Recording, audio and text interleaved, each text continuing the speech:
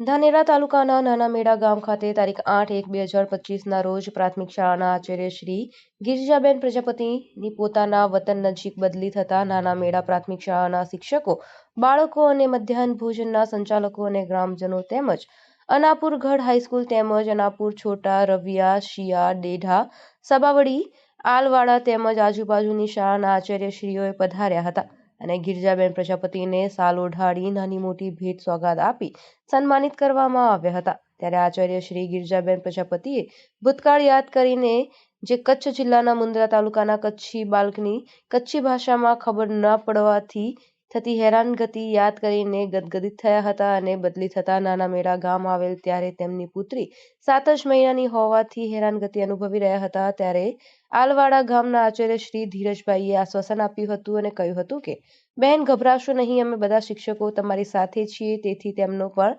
દિલથી ધીરજભાઈનો આભાર માન્યો હતો। જ્યારે મધ્યાહન ભોજનના સંચાલકોને પણ બહેન દ્વારા કવરમાં ગિફ્ટ આપી હતી અને આવેલ મહેમાનો, ગ્રામજનો તેમજ બાળકોને પોતાના સ્વખર્ચેથી અવનવી વાનગીઓ બનાવીને ભોજન કરાવ્યું હતું। ત્યારે આચાર્યશ્રીની બદલી થતા અને નાના મેડાના બાળકોને અલવિદા કહેતા બાળકો પણ ગદગદિત થતા જોવા મળ્યા હતા। તેથી હરેક જણના આ બાળકો અને આચાર્યશ્રીનો પ્રેમ ભાવ જોઈને અદ્ભુત દ્રશ્યો સર્જાયા હતા।